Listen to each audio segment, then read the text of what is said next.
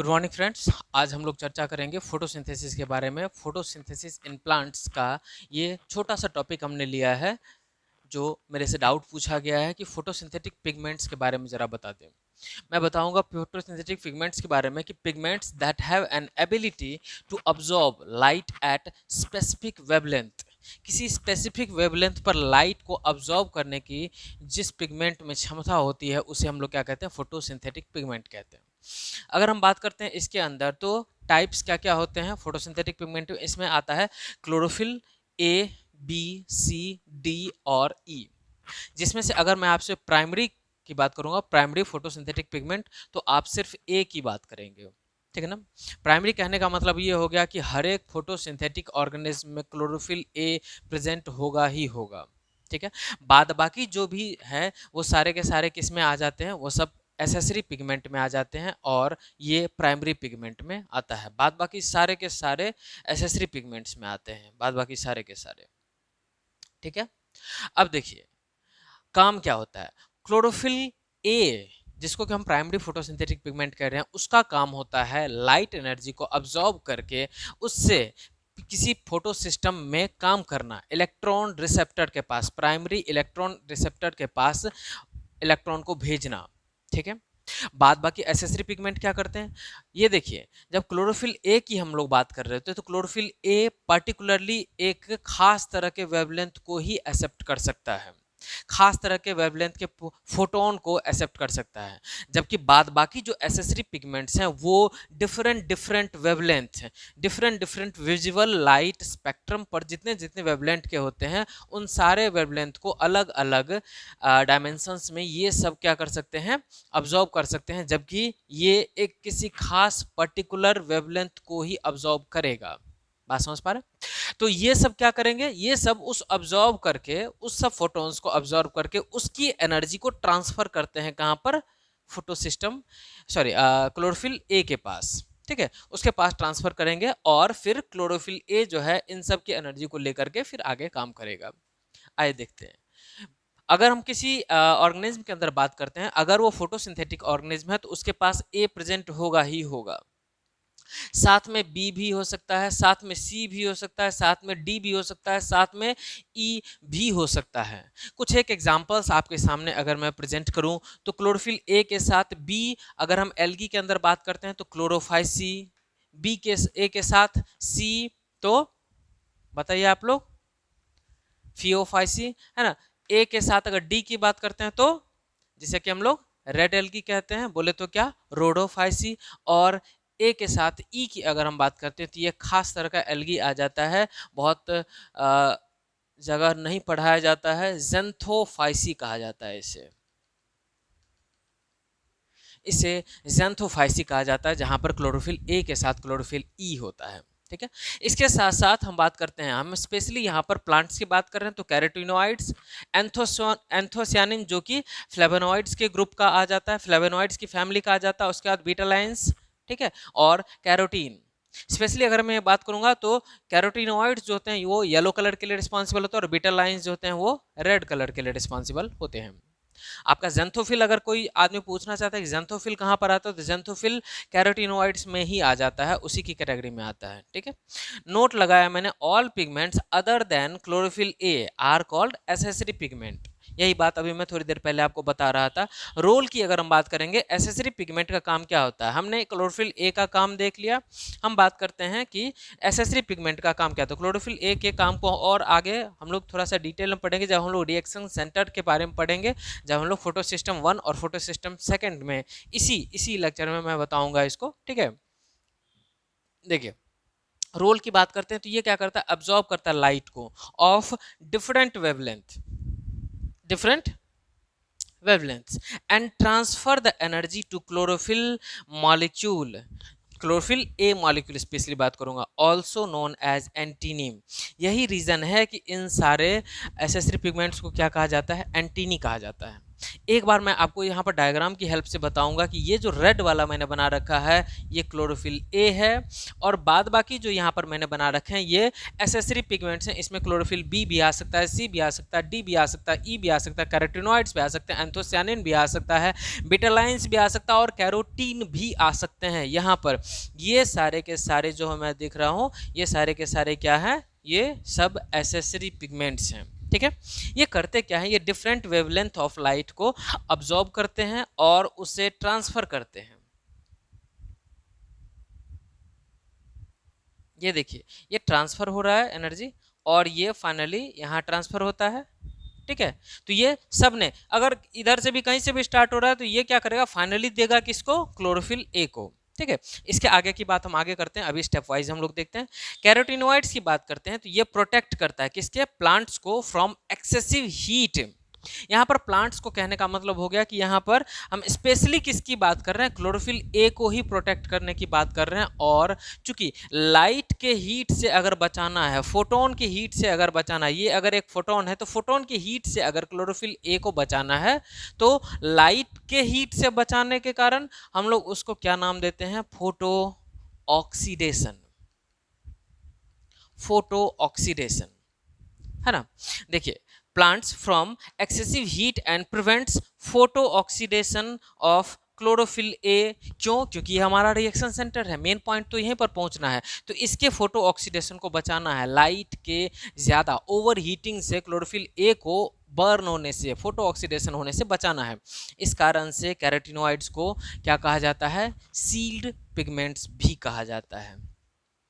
LHC की बात करेंगे, लाइट हार्वेस्टिंग कॉम्प्लेक्स। पूरा नाम क्या है, लाइट हार्वेस्टिंग कॉम्प्लेक्स। लाइट, ठीक है, हार्वेस्ट, हार्वेस्ट का मतलब क्या, कि जिससे कि खेती की जा रही है, जिस प्रक्रिया से उपज किया जा रहा है उसे क्या करें, हार्वेस्टिंग कहते हैं। तो लाइट की हेल्प से लाइट को हार्वेस्ट किया जा रहा है, काट काट करके उसको आगे बढ़ाया जा रहा है। और इसमें कौन इन्वॉल्व है, एक कॉम्प्लेक्स इन्वॉल्व है। इस कारण से हम लोग इसे क्या कहते हैं, लाइट हार्वेस्टिंग कॉम्प्लेक्स।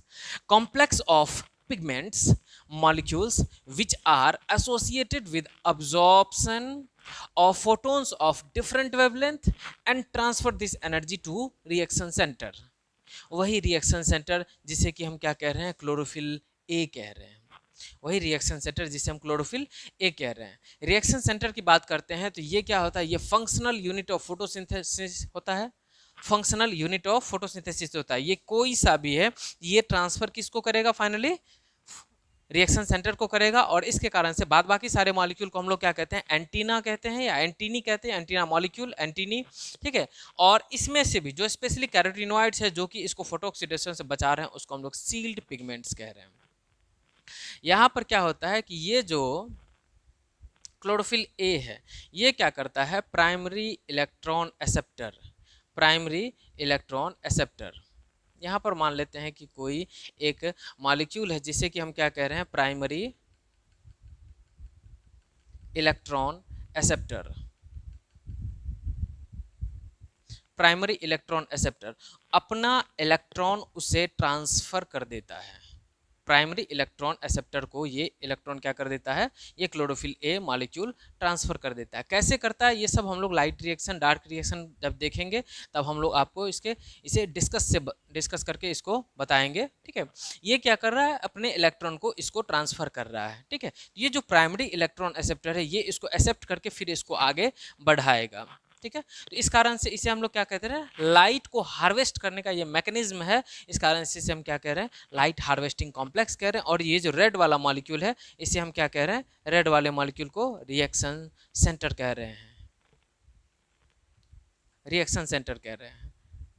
ठीक है, कई बार इस रिएक्शन सेंटर में क्लोरोफिल ए को ही रखा जाता है और कई सारी बुक्स ने क्लोरोफिल ए के अलावा प्राइमरी इलेक्ट्रॉन एक्सेप्टर को भी रखा है रिएक्शन सेंटर के तौर पे। आपको अगर नीट के बेसिस पे पूछा जाए तो आप क्लोरोफिल ए ही मानोगे। ठीक है, चलिए नेक्स्ट हम लोग देखेंगे, इसी वीडियो में हम लोग नेक्स्ट देखेंगे कि रिएक्शन सेंटर के बेसिस पर जो है क्लोरोफिल ए कितने टाइप का होता है। ठीक है, रिएक्शन सेंटर के बेसिस पे देखेंगे। और रिएक्शन सेंटर के बेसिस पे कहने का मतलब हो गया कि वो किस तरह के फोटो सिस्टम में काम कर रहा है। ठीक है। तो फोटो सिस्टम में किस तरह के फोटो सिस्टम कहने का मतलब हो गया कि अगर वो PS1 टाइप है या PS2 टाइप है। अब PS1 और PS2 ये समझने के लिए हमें थोड़ा सा जाना पड़ेगा किस पर, हमें जाना पड़ेगा क्लोरोप्लास्ट के एक एक थैलेकॉइड के स्ट्रक्चर पर, चाहे वो स्ट्रोमा थैलेकॉइड है चाहे वो ग्रेनम थैलेकॉइड है। आप लोगों को ये सारे टर्म्स क्लियर हो रहे हैं? नहीं भी हो रहे हैं तो मैं डायग्राम बनाऊंगा, आप देख लेंगे। हाँ तो फ्रेंड्स हम लोग इसमें देखते हैं अब types of chlorophyll on the basis of reaction centre. Reaction centre के बेसिस पर क्लोरोफिल के टाइप्स। अगर हम PS1 की बात करते हैं और PS2 की बात करते हैं तो उसके रिएक्शन सेंटर, हर फोटो सिस्टम के पास अपना रिएक्शन सेंटर होता है। ये जो मैंने PS लिखा है इसका मतलब पोलिस स्टेशन नहीं है, इसका मतलब फोटो सिस्टम है, ठीक है। इसका मतलब फोटो सिस्टम है। ये फोटो सिस्टम टाइप फर्स्ट है, ये फोटो सिस्टम टाइप सेकेंड है। जब हम लोग साइक्लिक और नॉन साइक्लिक फोटोसिंथेसिस की बात करेंगे उस समय पर हमें ये चीज़ें और भी ज़्यादा बेहतर तरीके से क्लियर होंगी, ठीक है। हम बात करते हैं फोटो सिस्टम फर्स्ट की। इसमें जो क्लोरोफिल ए प्रेजेंट होता है, रिएक्शन सेंटर के पास तो क्लोरोफिल ए ही प्रेजेंट होगा, ठीक है। अब्जॉर्ब्स वेवलेंथ ऑफ 700 नैनोमीटर और मोर, और यही रीज़न है कि हम लोग इसे क्या कहते हैं, फोटो सिस्टम 700 टाइप कहते हैं, इसलिए P700 कह रहे हैं, ठीक है। Pigment 700 type. इसमें क्लोरोफिल ए जो है, जो पिगमेंट क्लोरोफिल ए है वो 700 और उससे ज़्यादा की वेवलेंथ को अब्जॉर्ब करता है, इस कारण से इसे हम P700 कह रहे हैं। इसमें जो इलेक्ट्रॉन एक्सेप्टर होता है, फर्स्ट इलेक्ट्रॉन एक्सेप्टर, वो FeS टाइप होता है, ठीक है ना। वो आयरन एंड सल्फर टाइप होता है, इसके कारण से हम FeS टाइप रिएक्शन सेंटर भी इसे कहते हैं। अगर हम बात करते हैं तो इसमें ज़्यादा अमाउंट में क्या होता है, फोटो सिस्टम फर्स्ट में हम लोग बात करें कि ज़्यादा अमाउंट में क्या होता है, ये क्लोरोफिल ए होता है, ठीक है। Present on non appressed part of both stroma and granum thylakoid. घबराएंगे नहीं, मैं यहाँ पर पूरा का पूरा आपको क्लियर कट डायग्राम बना करके दिखाता हूँ।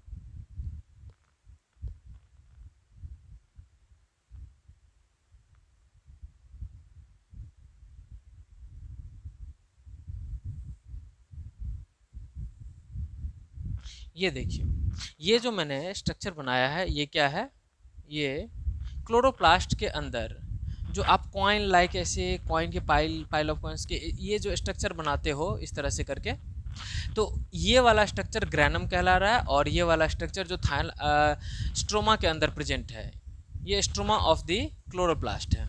ये वाला रीजन क्या है, स्ट्रोमा, और इस वाले को क्या कहते हैं हम लोग, ग्रेनम कहते हैं, ग्रेना, ठीक है। बात समझ पा रहे हो। और सिंगल को हम लोग ग्रेनम बोलेंगे, सिंगुलर को अगर हम बोलेंगे तो क्या बोलेंगे, ग्रेनम। इसमें से ये समझ लो ना कि ये वाला पार्ट हमने काट करके यहाँ पर निकाला, जिसमें एक तो हमें दिख रहा है कॉइन वाला जिससे कि स्टॉक नहीं निकला हुआ, और एक है जिसमें कि स्टॉक निकला हुआ है, ठीक है। तो जो पोर्शन स्टॉक निकला हुआ है इसे हम कहते हैं, चूंकि ये स्ट्रोमा के पास प्रेजेंट है तो इसे हम कहते हैं स्ट्रोमा थाइलेकॉइड, थाइलेकॉइड, ठीक है। जो ग्रेनम के अंदर प्रेजेंट है उसे हम कहते हैं ग्रेना, ग्रेना थाइलेकॉइड, थाइलेकॉइड, ठीक है। जो पार्ट इस दोनों के बीच में प्रेजेंट है, यानी कि इस वाले रीजन की मैं बात कर रहा हूं जो कि एक दूसरे से दबे हुए हैं, एक तरह से सिंपल भाषा में अगर मैं बोलूं तो ये एक दूसरे से दबे हुए पार्ट हैं। तो इस पार्ट को हम लोग क्या कह रहे हैं, इस पार्ट को हम लोग कह रहे हैं एप्रेस्ड पार्ट, इस पार्ट को हम लोग कह रहे हैं एप्रेस्ड पार्ट। और जो पार्ट इस दोनों के बीच में दबे हुए नहीं, जैसे ये एक्सपोज्ड है, अगर इसके ऊपर और भी है तो ये भी एप्रेस्ड पार्ट होगा, ये वाला पोर्शन अनएप्रेस्ड पार्ट होगा या नॉन एप्रेस्ड पार्ट होगा। और जो ये मान लेते हैं कि सबसे नीचे वाला अगर ये है तो ये वाला एरिया इसका खाली है तो ये नॉन एप्रेस्ड पार्ट में आ जाएगा। तो नॉन एप्रेस्ड पार्ट किसके किसके पास प्रेजेंट है, नॉन एप्रेस्ड पार्ट हम देख रहे हैं क्या कि ग्रेनम थैलेकॉइड के पास प्रेजेंट है और स्ट्रोमा थैलेकॉइड के पास प्रेजेंट है।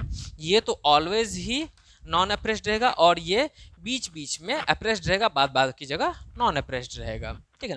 उसी की मैं बात कर रहा हूँ कि ये फोटो सिस्टम फर्स्ट जो होता है ये कहाँ कहाँ पर प्रेजेंट होता है, both stroma and granum thylakoid on the non appressed part. इस नॉन अप्रेस्ड रीजन पर अगर हम लोग बात करेंगे तो यहाँ पर क्या होता है, PS1 होता है। PS2 कहाँ होता है, तो PS2 अप्रेस्ड पार्ट पर होता है, PS2 अप्रेस्ड पार्ट पर होता है, ठीक है, आइए देखते हैं। पीएच2 में अगर हम बात करते हैं तो यहाँ 680 नैनोमीटर वाला फोटोसिंथेटिक पिगमेंट होता है। क्लोरोफिल ए जो होता है वो 680 नैनोमीटर तक के वेवलेंथ को एक्सेप्ट करता है। यहाँ पर क्विनॉन जो होता है वो फर्स्ट इलेक्ट्रॉन एक्सेप्टर होता है, इस कारण से इसे हम quinone type of reaction centre कहते हैं। ये रिच होता है किसमें, क्लोरोफिल ए में, सॉरी क्लोरोफिल बी में, और present on the apprised part of the granum thylakoid only. और ध्यान रखेंगे कि इसके पास क्या प्रेजेंट है, NADP रिडक्टेज प्रेजेंट होता है, जो कि फोटोसिस्टम फर्स्ट के पास प्रेजेंट नहीं होता है। ठीक है, अब इसका क्या रोल होता है, ये जब हम लोग लाइट रिएक्शन डार्क रिएक्शन पढ़ेंगे तब हमें ज़्यादा बेहतर समझ में आ रहे हैं। ठीक है फ्रेंड्स।